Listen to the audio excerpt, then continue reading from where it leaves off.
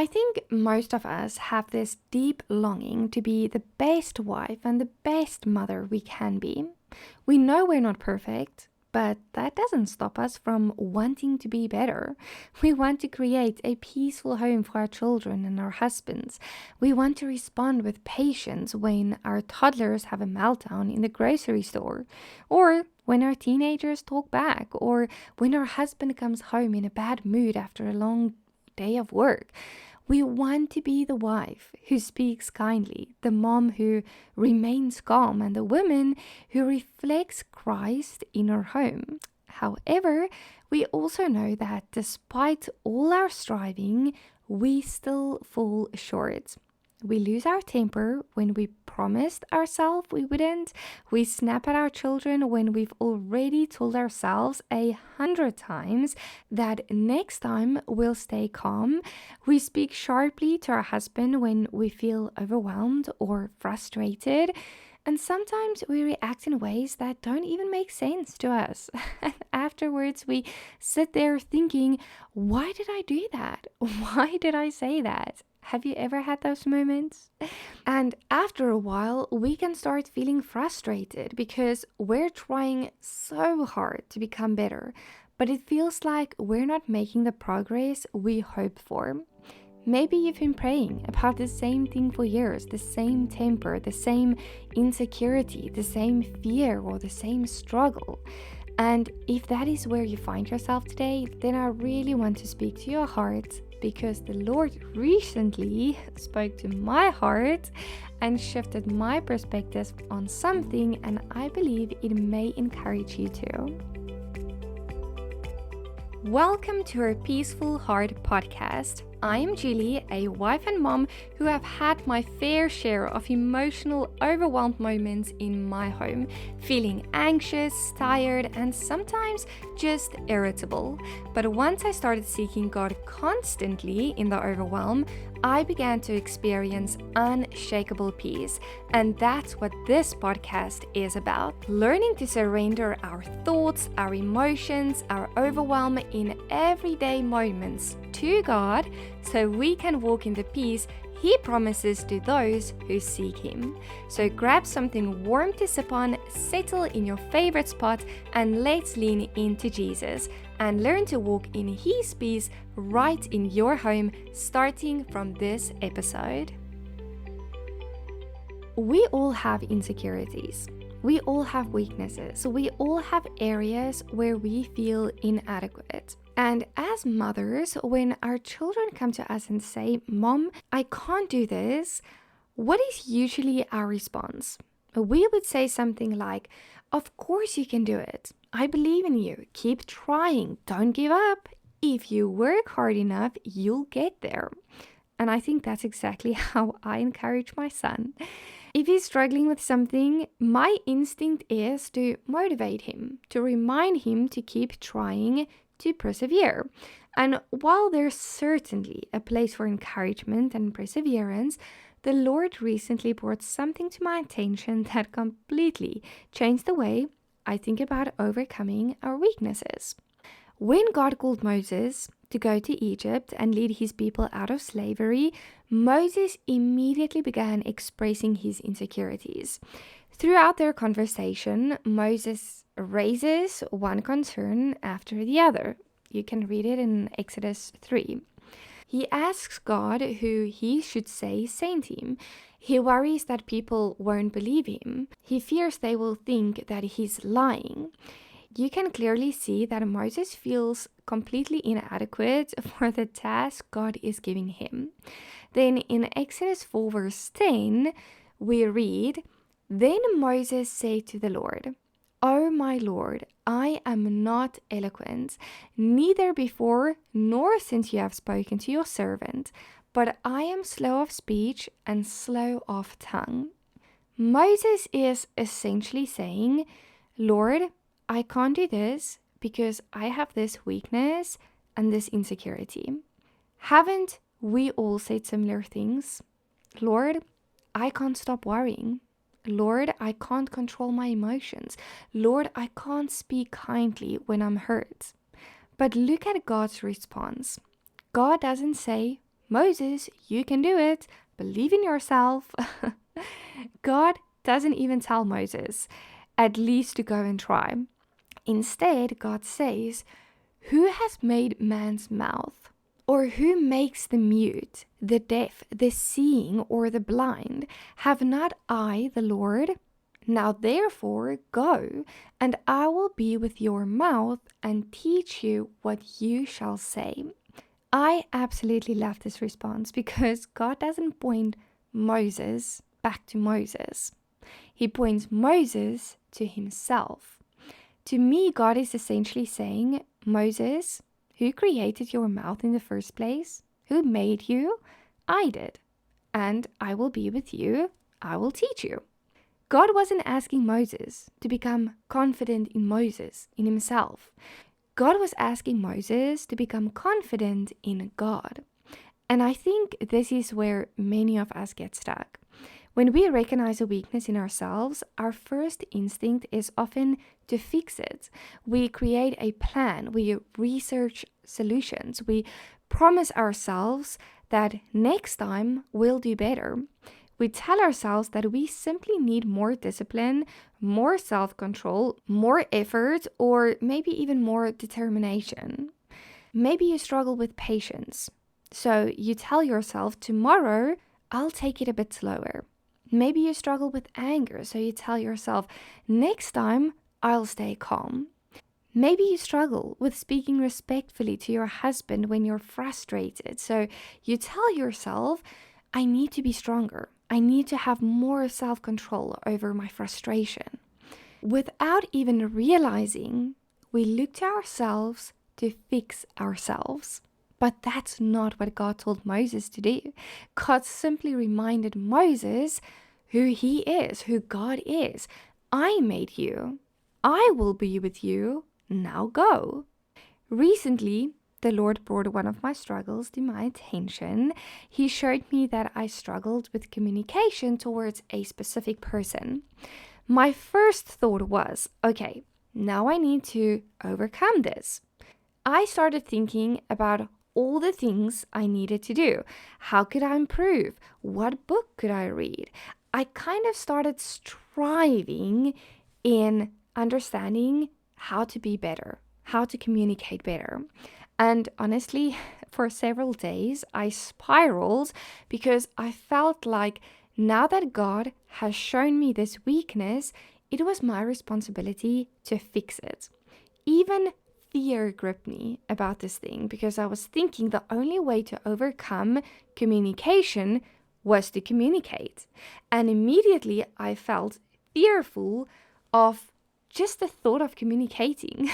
It's so strange. But the Lord gently then brought me to Exodus 4, which I just told you about. And it was as though He reminded me, you are focusing on yourself. Just because God reveals a weakness doesn't mean He's asking us to overcome it in our own strength. Sometimes He reveals a weakness because He wants to use it to bring glory to Him. We only need to surrender it to Him so that He can do just that. The Lord reminded me that He had simply shown me the struggle because He wants to do something with it. He had not asked me to fix it. He's only making me a part of the journey. And that changed everything because what I also realized is if we want real change, everlasting change, then God has to do the work. And before I continue, if this is something you struggle with, if you find yourself constantly striving to be a better wife or a better mom, and you're trying harder, you're doing more, yet still feeling frustrated because you're not seeing the lasting change you desire, I want to mention my course that I created, the Elevated Wife Academy. One of the things I'm so passionate about teaching inside this academy is how to stop relying on your own strength and instead learn to partner with God in your marriage and motherhood. We talk about things like becoming a calmer wife and mom, strategies for that, communicating more effectively, overcoming emotional reactions, and growing closer to God and allowing Him to transform us from the inside out. Because the goal isn't simply behavior modification, the goal is heart transformation through Christ, because only then it will be everlasting.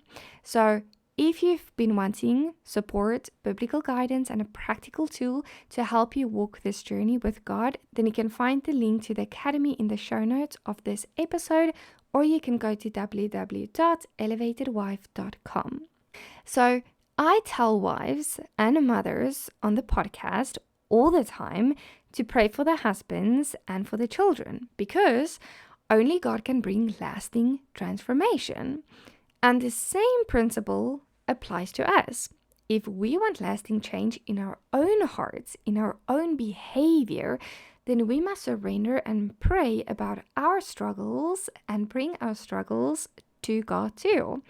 We can simply say, Lord, I'm struggling with patience. Lord, I'm struggling with anger. Lord, I'm struggling with fear. I surrender this to you. Teach me and change me. So, if there's a specific area where you feel like you're falling short, I want to encourage you to surrender it to God. Maybe it's how you respond when your children are constantly interrupting you all day. Maybe it's the frustration you feel when your husband doesn't seem to notice everything you're carrying. Maybe it's the anxiety that keeps you awake at night. Maybe it's your tendency to raise your voice when you feel overwhelmed. Maybe it's people pleasing. Maybe it's fear. Maybe it's just the insecurity that you have had for years. Whatever it is, surrender it to God and keep praying about it. Sometimes it's a one-time prayer thing. Other times, it becomes a journey that we walk with God over time. And for me, this communication struggle thing is a journey. The Lord has given me a dream that confirmed what He wants to do. Yet, it is still a process of learning to trust Him, learning not to fear, learning not to strive, and continually laying it at His feet and seeking Him constantly in this. And perhaps that's where you are too. Perhaps that's your journey too. The struggle is not a one-time prayer thing, but an ongoing journey of seeking God constantly. And another thing I want to gently remind you of is this. Sometimes we label ourselves according to our struggles. We say things like, I'm just an impatient person. That's just the way I handle my anger. I'm just naturally more distant. But if you belong to Christ, that is not your identity. Those things may be struggles, they may be flesh patterns, but they are not who you are. The fruit of the Spirit is love, joy, peace, patience, kindness, goodness, faithfulness, gentleness, and self-control. I think I have all of them. I'm not sure. So if there is something you've accepted as part of your identity that directly contradicts the fruit of the Spirit, then that is not who you are. And I want you to bring that before God and repent for agreeing with it. Instead of saying, I'm impatient, say, Lord, through your Spirit, you are teaching me patience. Instead of saying, that's just how I handle my anger, say, Lord, through your Spirit, you are teaching me gentleness and self-control. So, today, I want to leave you with this encouragement. Do not strive to become a better wife. Do not strive to become a better mother. Live in surrender to God and build on your relationship with Him. And through this journey, I believe God will begin to reveal to you the areas in your life that needs pruning. This is your reminder to not pick them up and to carry them by yourself, but to surrender even them every time you notice something. Surrender it to God and totally rely on the Holy Spirit to bring everlasting change. Because through God, that is the only everlasting change that will ever happen. And perhaps a final thought as I was speaking about this, what I'm also thinking is to maybe even begin teaching our children the same thing. Maybe when your son or daughter comes to you and say, "Mom, I can't do this," instead of always just saying, "Yes, you can," or "keep on trying harder," maybe we can lean a little bit more into saying things like, "You're right. In your own strength, you may not be able to do it, but God can help you because He made you. God can do it. Let's ask Him for help." And then you can pray with your children, but just kind of to learn them from a young age to not rely on themselves, to try harder and to strive, but to immediately rely on God first and ask Him for help. Because as a mother and a wife, you would know when we rely on our own strength, we eventually become exhausted. So remember God's words to Moses, "I will be with your mouth and I will teach you." And I'm here to tell you that God will teach you too. Surrender your struggle, your insecurity, the thing that you feel that you're failing at as a mom or a wife. Surrender it to the Lord and ask Him to bring everlasting change and walk out that journey with the Lord.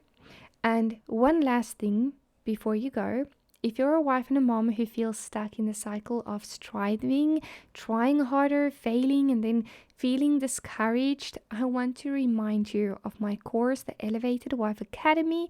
It was created for Christian wives and mothers who are tired of trying to do everything in their own strength and who wants to learn how to walk closely with God in their everyday marriage and motherhood.